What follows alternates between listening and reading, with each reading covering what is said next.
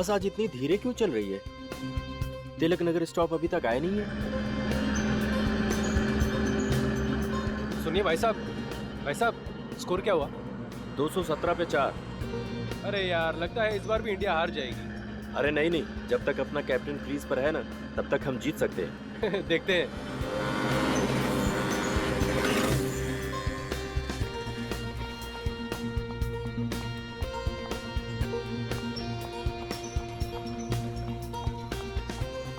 हाय हाय।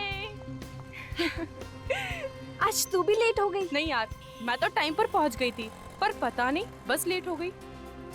Thank God कि बस अभी तक नहीं आई। पता नहीं आज बस को क्या हो गया, हमेशा तो टाइम पर आ जाती है ना। देखो ना, अब शहर का ट्रैफिक भी इतना दिन ब दिन बढ़ते जा रहा है कि कोई क्या कर सकता है। इसीलिए कहती हूँ बेबी, एक कार खरीद ले। ये रोज रोज का ना बस का झंझट ही खत्म हो जाएगा। ना बाबा ना, अपने घर की EMI चुकाते चुकाते मेरी आधी सैलरी खत्म हो जाती। कार खरीद ली तो मेरी कमर ही टूट जाएगी। तो अपने बॉस को क्यों नहीं बोलती सैलरी बढ़ाने के लिए? वैसे भी वो तेरी किसी भी बात को इनकार कहाँ करते। नहीं नहीं, ऐसा कुछ नहीं है। अरे बस आ गई।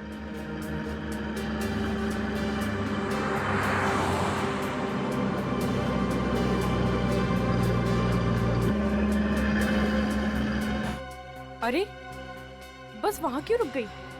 इसका स्टॉप तो यहाँ है ना? पता नहीं, चल चल के देखते हैं। चल चल।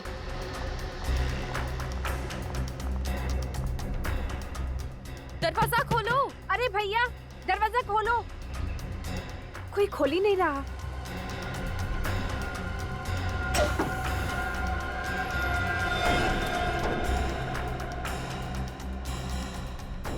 ये बस में इतनी गंदी बदबू कैसी? सबके सब सो रहे हैं क्या? चक्कर क्या है, कुछ समझ में नहीं आ रहा। उदय, उदय,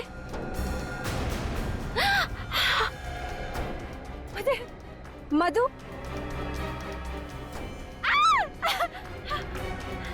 ओह गॉड, ये सब लोग तो मर चुके हैं।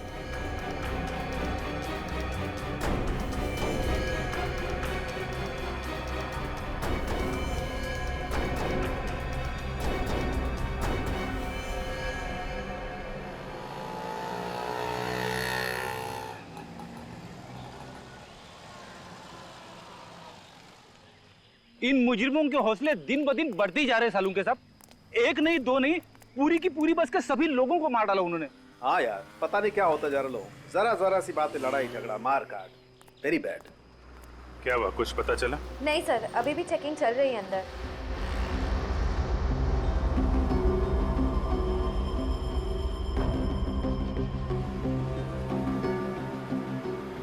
सर, 2 लड़कियां बची लेकिन बेहोश हैं। अभी कैसी तबीयत है इन लोगों की? सर, इन्हें थोड़ी देर में होश आ जाएगा।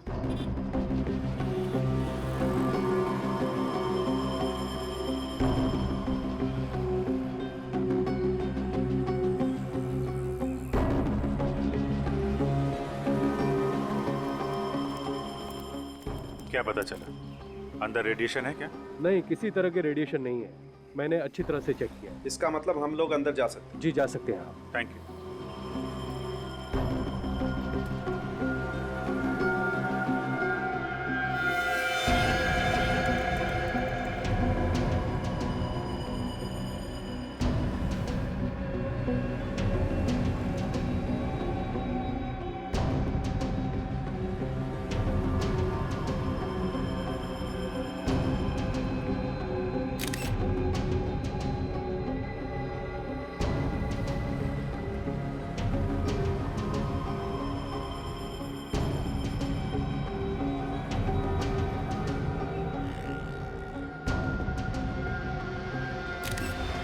मामला तो जहर का ही लग रहा है सारुण के साथ। सर, इतने सारे लोगों को एक साथ जहर दे दिया। मुझे तो लगता है इस बस की हवा में ही कोई जहरीली गैस घुस गई है, जिसकी वजह से सब मर गए। सारुण साहब, आपको क्या लगता है ये कौन सी गैस हो सकती है? अब ये तो टेस्ट करने के बाद ही पता लगेगा कि कौन सी गैस है।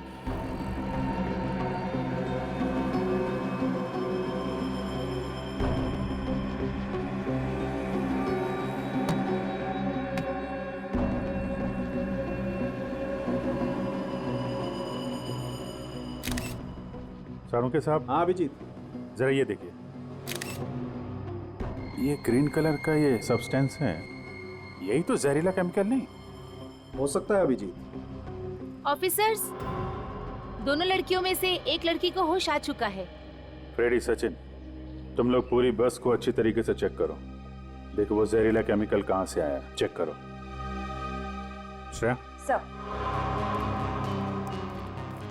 बात कर सकते हैं उनसे? जी, उनसे बात हो सकती है। अभी कैसी तबीयत है आपकी? मैं ठीक हूँ सर, मगर ये सब हुआ कैसे? ये तो आप ही बताइए।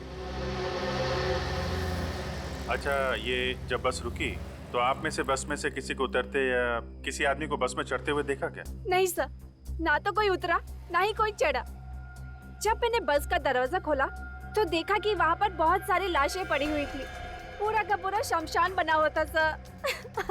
और सर उसके बाद हम लोग बेहोश हो गए थे।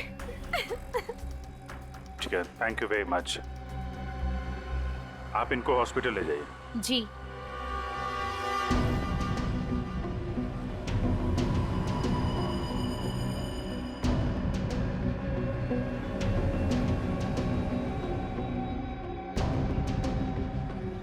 जी डॉक्टर साहब, कुछ पता चला क्या?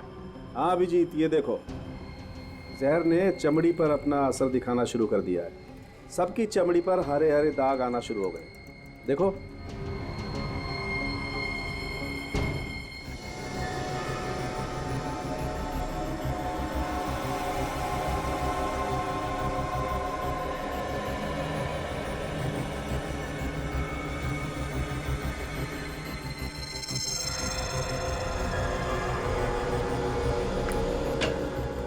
हाँ डॉक्टर साहब, पता चला इतने सारे लोग कैसे मरे? हाँ दे, मैंने टेस्ट कर लिया। ये जो जगह जगह से चमड़ी हरी हो गई है ना, ये लैकोस सैंडाइल नाम की जहरीली गैस की वजह से हुई है। उस गैस की वजह से मौत हुई है इन लोगों की। लेस्कॉट सैंडल, ये किस तरह की गैस है? बहुत ही खतरनाक और कम पाई जाने वाली गैस है। एक ऐसा बायोकेमिकल एजेंट जो आसानी से किसी के हाथ नहीं लग सकता। आसानी से नहीं मिलता? इसका मतलब है शहर में ऐसे बहुत कम लेबोरेटरीज हैं जहाँ पे इस तरह के केमिकल्स मिलते होंगे। सिर्फ 4-5 लेबोरेटरीज ऐसी होंगी, उनकी लिस्ट में तुम्हें दे दूंगा। थैंक यू डॉक्टर साहब। एक बात और, वैसे तो ये गैस हवा से भारी होती है, इसलिए बहुत धीरे धीरे फैलती है। लेकिन अगर इसे किसी तेज हवा के जरिए फैलाया जाए, जैसे कि पंखा या एसी, तो ये बहुत कम समय में बहुत ज्यादा खतरनाक हो सकती है। पंखा या एसी? बस भी तो एसी बस थी। एग्जैक्टली। और आतंकवादी ये बात जानते थे, इसीलिए उन्होंने एसी बस चुनी, जिससे इन बेचारों को बचने का मौका ही नहीं मिला। और एक बात, अगर ये गैस किसी भी तरह इंसान के शरीर में चली जाए तो 7 से 10 मिनट के अंदर उसकी मौत तो निश्चित है। सर, जिसने भी ये किया है बहुत ही बड़ी प्लानिंग, बहुत ही बड़े मकसद के साथ किया है। एक बार ये पता चल जाए कि ये केमिकल आया कहां से, किस लेबोरेटरी से, तो मकसद भी पता चल जाएगा।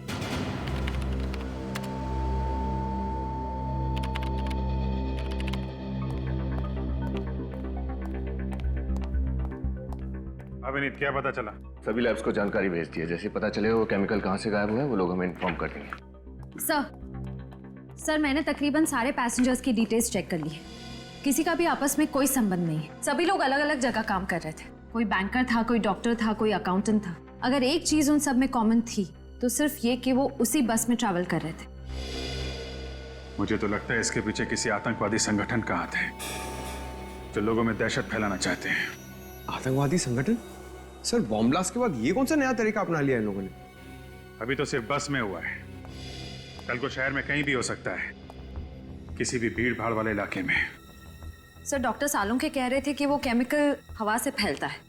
हो सकता है वो केमिकल बस के एसी के जरिए फैलाया हो सकता है, और ये भी हो सकता है कि उसने किसी बैग के अंदर वो चीज रखी हो। हाँ सर, और वो बैग बस में रख के अगले स्टॉप पे उतर गया होगा। वो बस के टिकट की मशीन लेके आओ, देखो कितने लोग चढ़े थे बस के अंदर। सर, ये भी तो हो सकता है कि वो आतंकवादी सुसाइड स्क्वाड का हो और पैसेंजर्स के साथ वो खुद भी मर गया हो सकता है। बस के अंदर जितने लोग मरे थे सबकी बॉडी की शिनाख्त हो गई? नहीं सर, अब भी कुछ बाकी है। सर, कुल मिला के 35 लोग चढ़े थे बस में। 35 लोग, और हमें लाशें मिली हैं 22 लोगों की। मतलब 13 लोग बस से नीचे उतरे हैं। और सर, जहां से बस शुरू हुई थी वहां से लेकर तिलक नगर जहां बस मिली, टोटल 5 बस स्टॉप्स हैं। तो इन 13 लोगों के बारे में पता लगाते हैं। उन 5 बस स्टॉप में उतरे थे। बस को अच्छे तरीके से चेक करना होगा, और बस के अंदर जो बैग मिले थे उनको भी छान मारते हैं।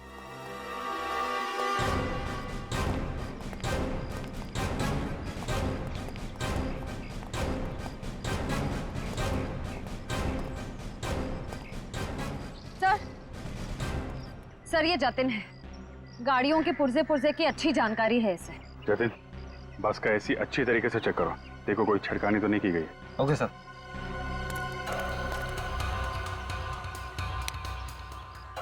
एसी का वेंटिलेशन चेक करो, देखो कहीं हरा रंग दिखता है क्या।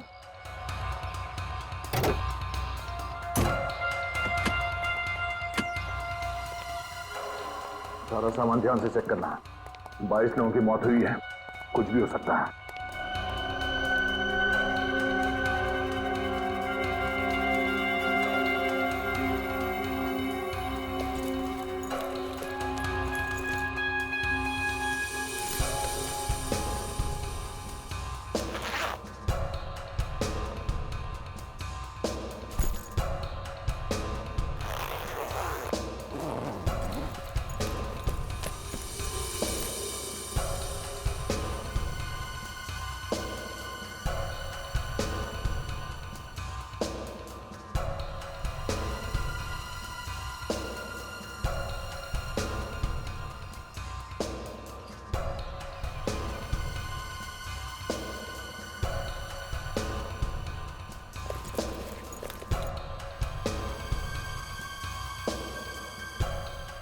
एक मिनट, इस परफ्यूम के बॉक्स में ऐसा गड़बड़ हो सकती है। यहाँ देना।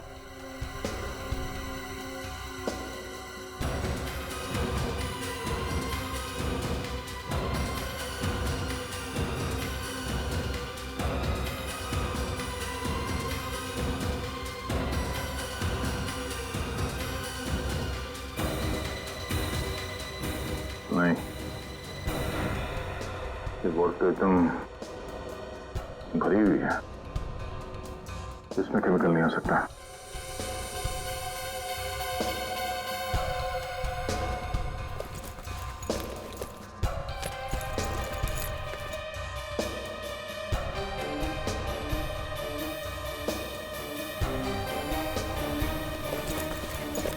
सर, इन बैग्स में तो कुछ नहीं।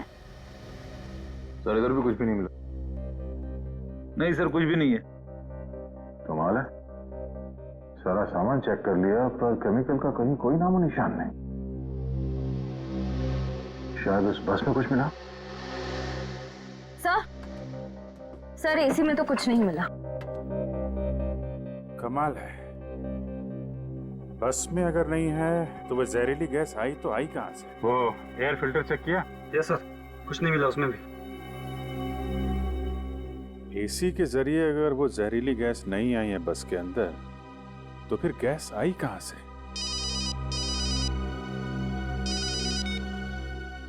हाँ दया, हाँ कुछ मिला उस बस में?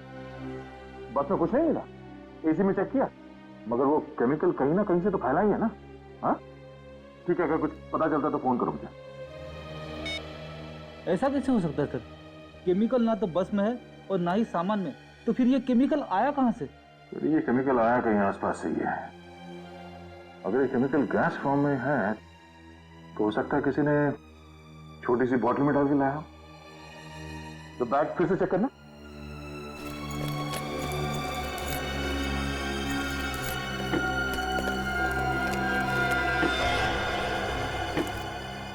सर, इस बैग के अंदर कुछ है। एक मिनट छोड़ो।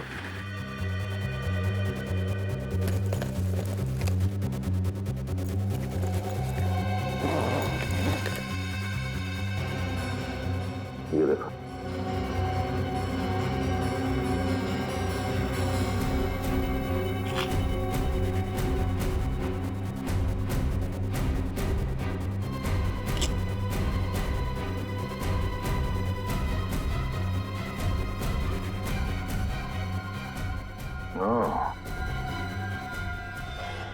है वो बॉटल जिसमें केमिकल रखा गया था?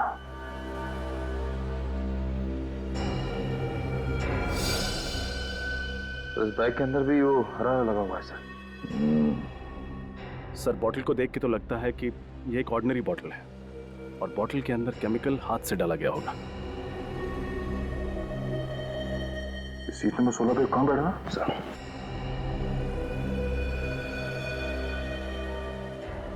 सर सीट नंबर 16 पे वो राजेश है सर। राजेश?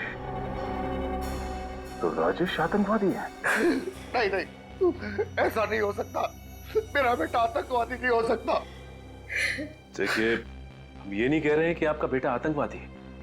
हम तो सिर्फ ये कह रहे हैं कि आपके बेटे राजेश के बैग में से हमें वो जहरीली केमिकल वाली बोतल मिली। नहीं, जरूर किसी ने ये बोतल मेरे राजेश के बैग में रख दिया होगा। मेरा बेटा तो बहुत सीधा साधा था सर।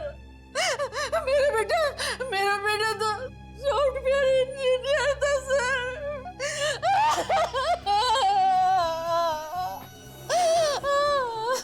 सर विश्वास कीजिए, वो ऐसा नहीं हो सकता। मेरा बेटा ऐसा नहीं कर सकता। सर अंदर कुछ नहीं मिला। देखा सर, देखा, अब तो विश्वास हुआ ना कि हम लोग शरीफ लोग हैं। एक तो बेटे की मौत ने हमें आधा कर दी, रही सही कसर इस इल्जाम ने। आप हमें गलत समझ रहे हैं। हम आप पे इल्जाम नहीं लगा रहे, हम तो सिर्फ पूछताछ कर रहे हैं। आप लोग एक बार भी नहीं सोचते ना कि आप लोगों की ये पूछताछ किसी का दिल दुखा सकती है? तुम कौन हो? मेघा, राजेश की मंगेतर। ऑफिसर, कुछ पता चला? राजेश और उसके दोस्तों की मौत का जिम्मेदार कौन है? क्या उस बस में राजेश के दोस्त भी थे? जी हाँ, उस बस में उसके 7 दोस्त थे जो उसी के ऑफिस में काम करते थे। कहीं ये सारा किया धरा ऑफिस में किसी दुश्मनी को लेकर तो नहीं? पर सर, अगर राजेश के ऑफिस में ऐसी कोई प्रॉब्लम होती तो वो मुझे बताते, जरूर बताते मुझे।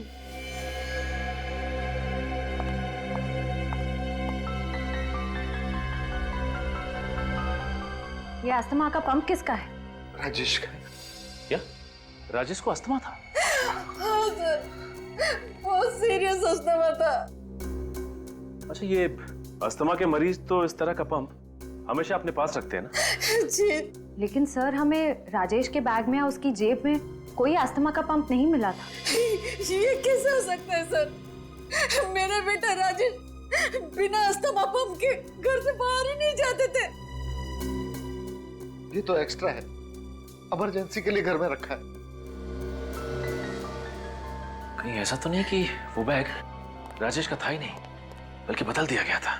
हाँ सर, खूनी बैग बदल कर तिलक नगर से एक बस स्टॉप पहले, यानी कि श्याम नगर के बस स्टॉप पे उतर गया होगा। अभिजीत, अंदाजा बिल्कुल सही निकला।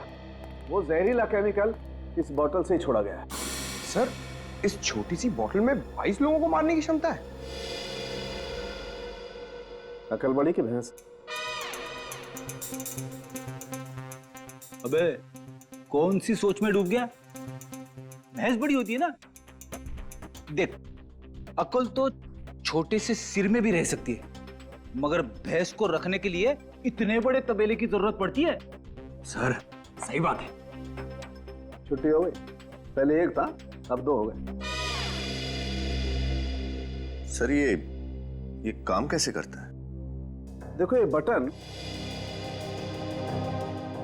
एक तार के जरिए इस बैटरी से जुड़ा हुआ है।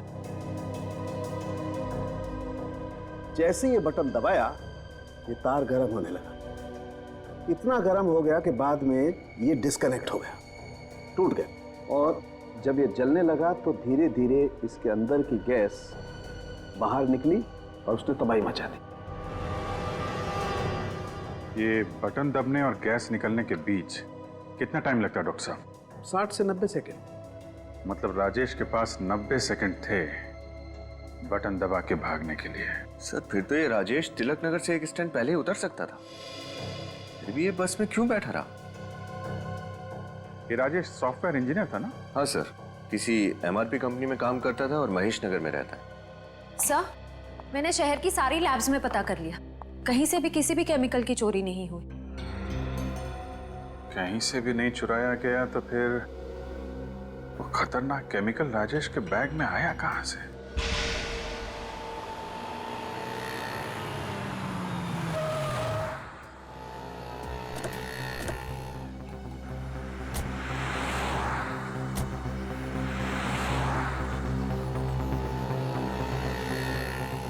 यहाँ आसपास तो कुछ दिख नहीं रहा, ना कोई पान वाला ना कोई चाय वाला। पूछे तो किससे पूछे? सर वो सामने सड़क के उस पर वो पेपर वाला दिख रहा है, उससे चल के पूछे। चलो।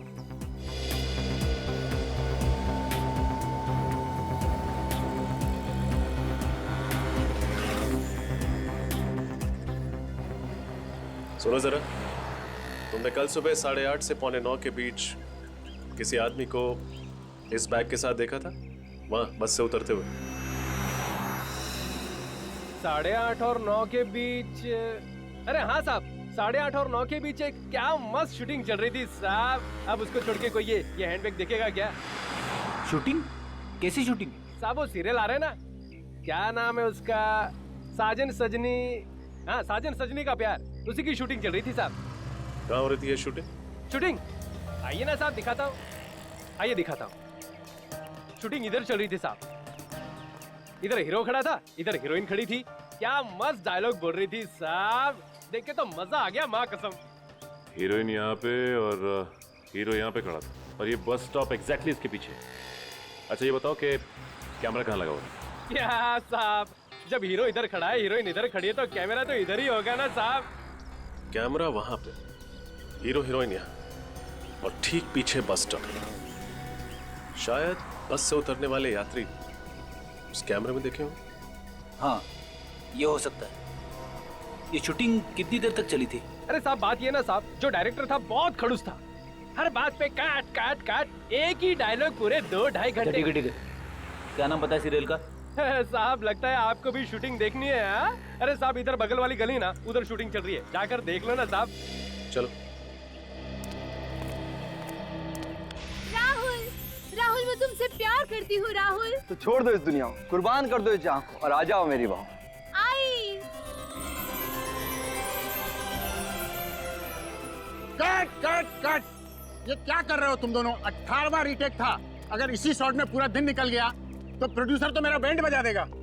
सॉरी सर, लेकिन सुचिता का वजन इतना ज्यादा है कि मेरा बैलेंस बिगड़ जाता है। मेरे वजन को दोष मत दो, अगर जिम में तुमने ज्यादा मेहनत की होती ना तो आज ये नौबत नहीं आती। डायरेक्टर साहब, हमें आपसे कुछ बात करनी है। लो, अब इनको भी मुझसे बात करनी है।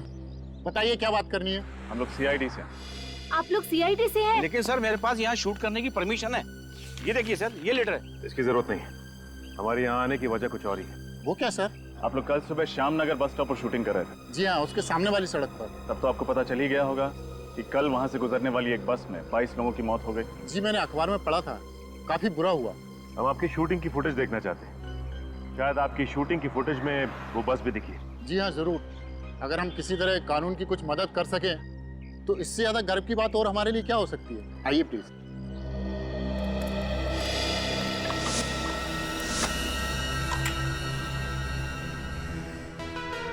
हमारे पास दो ही रास्ते हैं, क्या? या तो हम घर से भाग चलते हैं या फिर आत्महत्या। आत्महत्या? क्या कर सकते हैं? तुम पागल हो गए हो?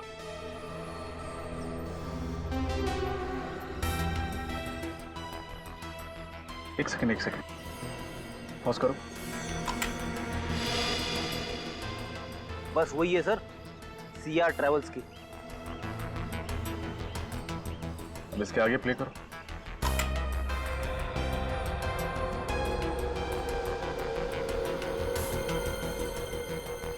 पॉज करो। अरे इसके हाथ में भी बिल्कुल वैसा ही बैग है जैसा राजेश का था।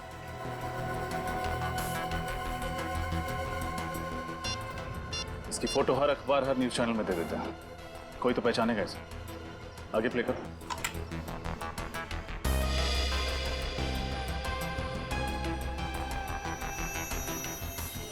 ये आदमी सड़क से गली के अंदर गया हमें। चलो गली में चलकर देखा है। इसी गली में घुसा था ना वो आदमी? हाँ, गली तो यही है। अरे लेकिन ये गली तो वहां जाके खत्म हो जाती है, डेड एंड है वहां। हो सकता है वो इन्हीं में से किसी बिल्डिंग में रहता हो या यहाँ आया हो। एक काम करो, तुम लोग बिल्डिंग्स पे जाके पूछताछ करो, तब तक मैं रास्ते के आदमी से पूछता हूँ।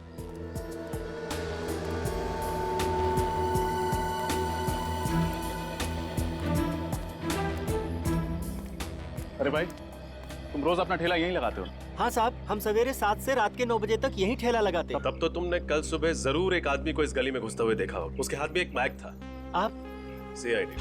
कल सवेरे साहब? हाँ, 8:30 से 8:45 के बीच में।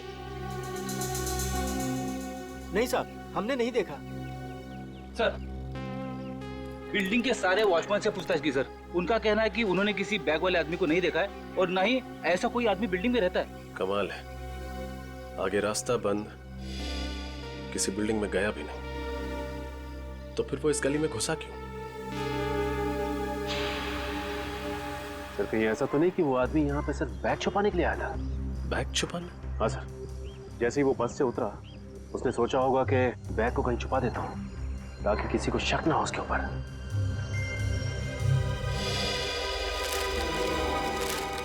हाँ सचिन, सुनो, कल तुम्हें इस डिब्बे में कोई बैग मिला था? नहीं साहब, कल तो मैं बीमार था साहब, कल मैं आया नहीं था साहब। इसका मतलब कल का कचरा अभी भी इस डिब्बे में ही होगा। चेक करो।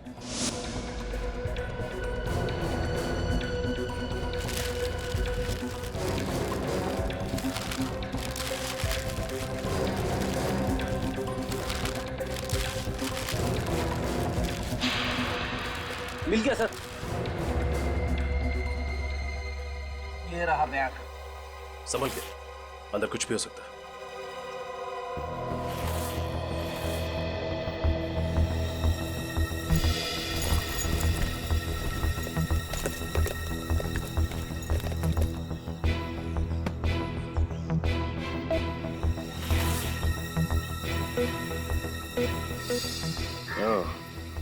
ये रहा राजेश का अस्थमा पंथ। ये बैग राजेश का ही है। सर, डॉक्टर तारिका को राजेश के बैग के ऊपर से एक खास आदमी की उंगलियों के निशान मिले। अच्छा, कौन है वो? सर, मुन्ना नाम का पुराना मुजरिम है। 2 साल पहले गन्स की स्मगलिंग में पकड़ा गया था। मुन्ना? पंकज, अपना डाटा चेक करो, निकालो इस मुन्ना का इतिहास। मुन्ना? सर, मुन्ना ने काफी प्लानिंग की होगी इस सब के लिए। राजेश पे नजर रखी होगी और ठीक राजेश के जैसा ही बैग बाजार से खरीदा होगा ताकि उसे बदला जा सके। सर, ये देखिए। सर, स्मगलिंग के अलावा मुन्ना सुपारी लेके खून भी करता है, मगर इसका कोई एड्रेस नहीं है। सर, एक हरिया नाम का आदमी भी काम किया करता था इस मुन्ना के साथ। मैं जानता हूँ इसे, बाद में वो खबरी बन गया। वेरी गुड, फोन लगाओ इस हरिया को, पता ठिकाना मिलेगा इस मुन्ना का। यस सर, ये मुन्ना तो सुपारी किलर है, फिर ये आतंकवादियों के साथ कैसे मिल गया? पैसे को लालच दिया होगा, बन गया सुपारी किलर से आतंकवादी। सर, इस मुन्ना का पता चल गया सर। कहाँ है? पीपटवाड़ी में कहीं अपना अड्डा बना के रखा है इसने। पीपटवाड़ी? इस मुन्ना बेटा को लोरी सुनाने का टाइम आ गया है। मुन्ना एक आतंकवादी है, संभाल के, कुछ भी हो सकता है।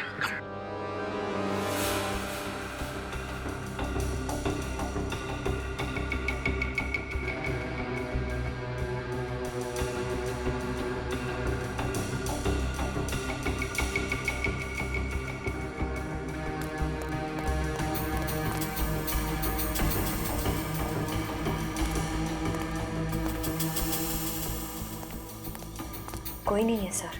कोई नहीं?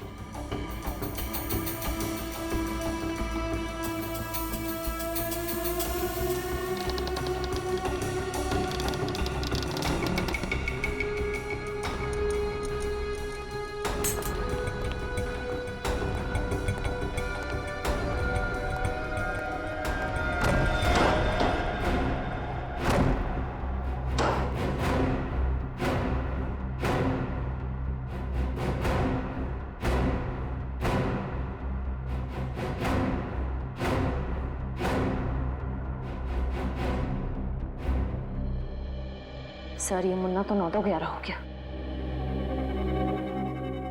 क्या अपराधी अक्सर अपराध करके अपना ठिकाना बदल लेते हैं। एक काम करो, अच्छी तरह से तलाशी लो, कुछ ना कुछ जरूर छोड़ के गया होगा ये मुन्ना। सर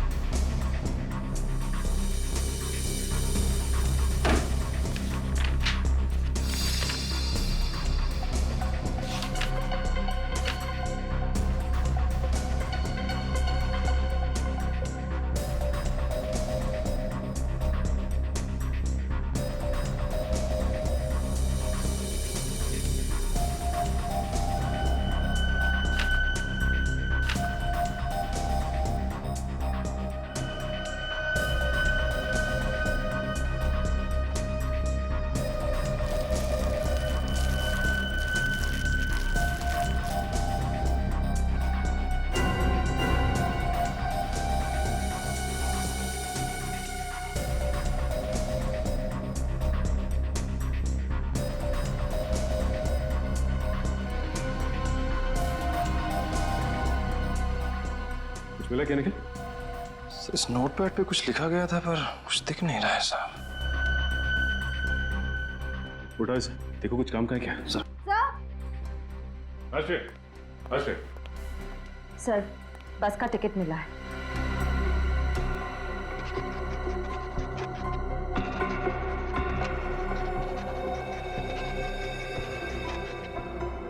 एक बात तो पक्की हो गई कि वो बैग उस बस में मुन्ना नहीं रखा था, उसी बस की टिकट है और टाइम और डेट भी मैच कर रहे हैं।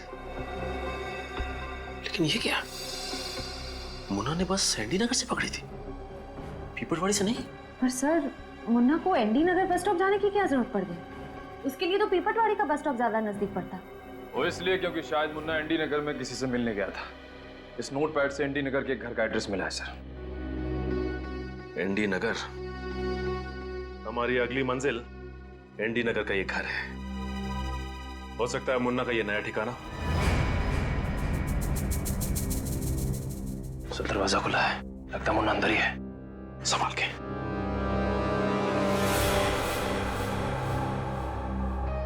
सर शराब की बू आ रही है।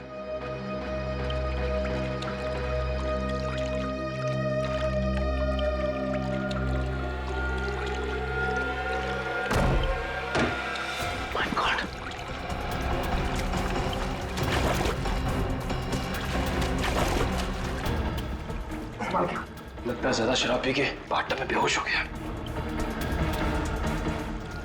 ये बेहोश नहीं है, बल्कि इसकी मौत हो चुकी है। ये तो मुन्ना नहीं है, आखिर ये है कौन? सर इसका नाम सनी है, इसके पास में ये ड्राइविंग लाइसेंस है। सनी? मुन्ना जैसे आदमी के पास सनी का एड्रेस कैसे आया? एक काम करते हैं, पूरे घर को छान मारते हैं, देखते हैं क्या मिलता है।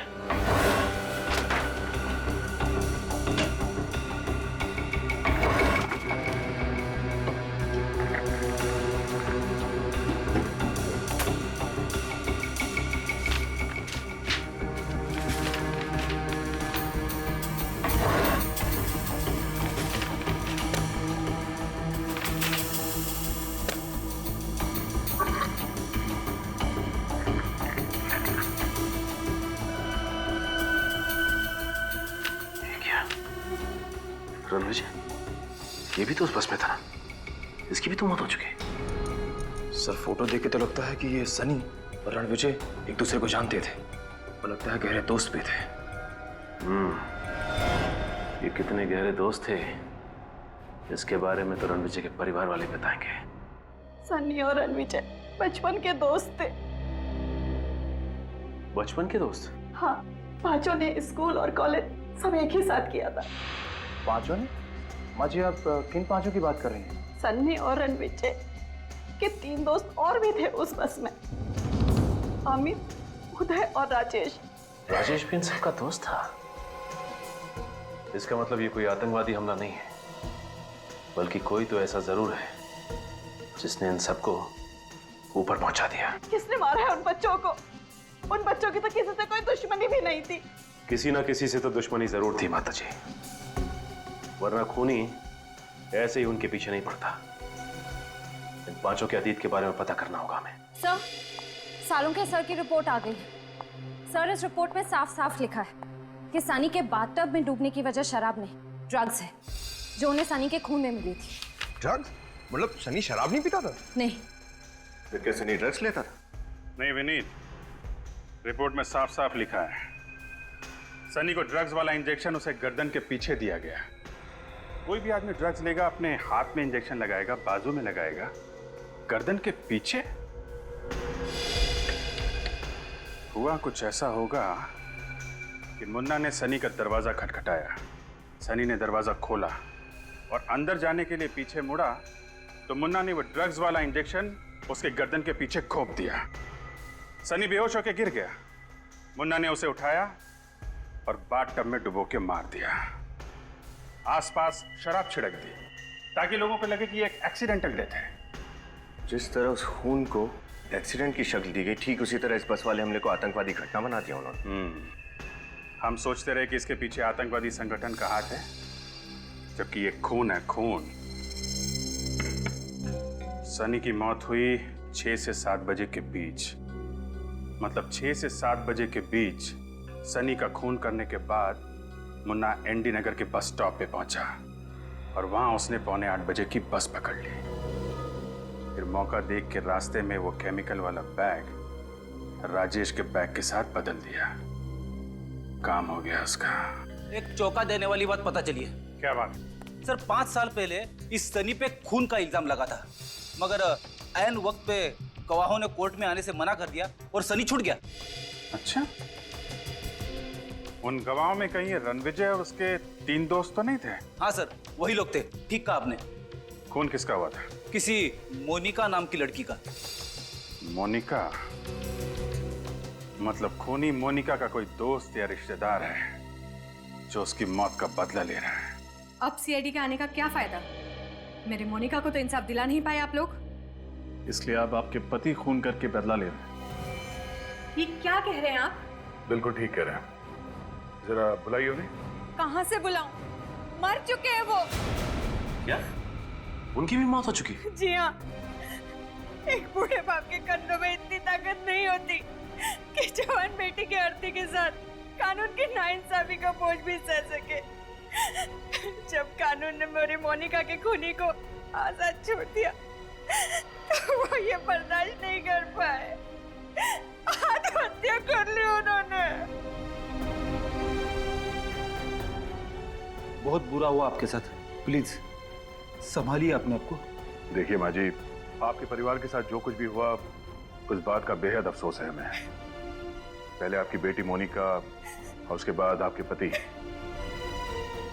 बात दरअसल ये है कि कोई तो है जो मोनिका के खूनी और उसके दोस्तों की जान ले रहा है। क्या? मोनिका का कातिल मारा गया? ये किसने किया? हम भी यही पता लगाने की कोशिश कर रहे हैं। जरूर कोई मोनिका के पास वाला ही होगा। नहीं, लेकिन जो भी ये कर रहा है ना, मेरी दुआएं हैं उसके साथ। कोई तो है जो मेरी बेटी के खून का बदला ले रहा है।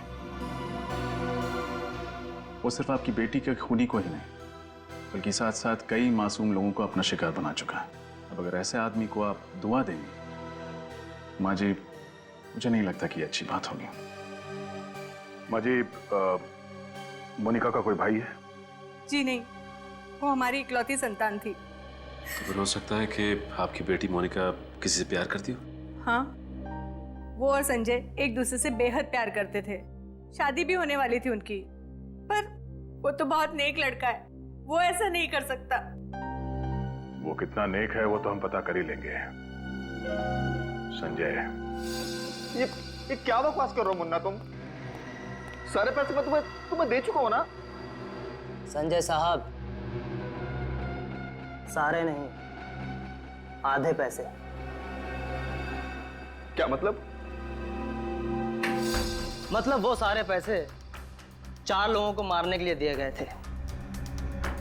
उनके साथ 18 लोग और मारे गए। उनका क्या? वो क्या मुफ्त में मारे गए? देखो मुन्ना, ये तो सरासर बेईमानी है। बेईमानी के धंधे में ईमान ढूंढ रहे हैं। मुझे पैसे चाहिए, पैसे। देखो मुन्ना, तुम्हें शुरुआत से पता था कि प्लान के हिसाब से बस में जितने भी लोग होंगे वो सबके सब मारे जाएंगे, ताकि वो 4 दोस्त मारे जा सके। अब पुलिस को ये एक आतंकवादी हमला लगे।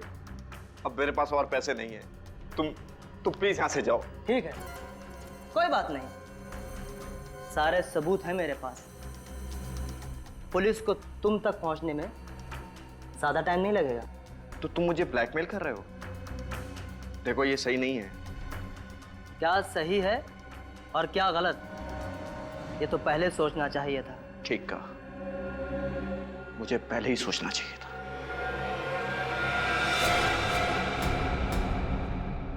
ये क्या करे संजय?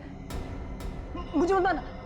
ना ना ना ना मुन्ना ना, अदू पर मुझे मत। जो आदमी 22 लोगों को मरवा सकता है वो क्या तुझे नहीं मार सकता? संजय, मुझे मत मारना।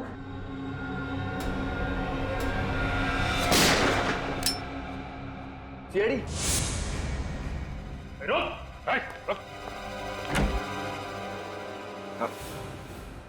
मैंने कुछ नहीं किया सर, ये सब इस गुंडे मुन्ना ने किया है। बताइए, बस में बैठे लोगों को मार दिया इसने। हमें पता है तुमने ही किया ये सब। मोनिका के खून का बदला लेना चाहते थे ना तुम? नहीं सर। नहीं?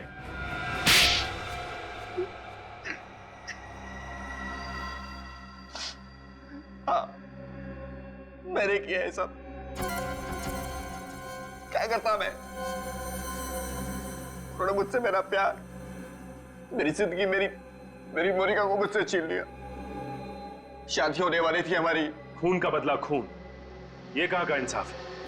तुम अपने बदले की भावना में यह भी भूल गए कि जिन लोगों की जान तुमने ली वो भी किसी की जिंदगी थी, वो भी किसी का प्यार। ये सब मैंने इस अंधे कानून की वजह से किया है। खुदी को बाइज्जत किया कर दिया उन्होंने। क्या करता मैं? इसलिए मैंने उनको सजा दी। सजा तुमने दी, वही गलत किया। कानून के ऊपर भरोसा करते, सच को सामने लाने की कोशिश करते तो शायद मोनिका के खूनी को सजा हो जाती, लेकिन अब तुम दोनों को सजा होगी, वो भी फांसी।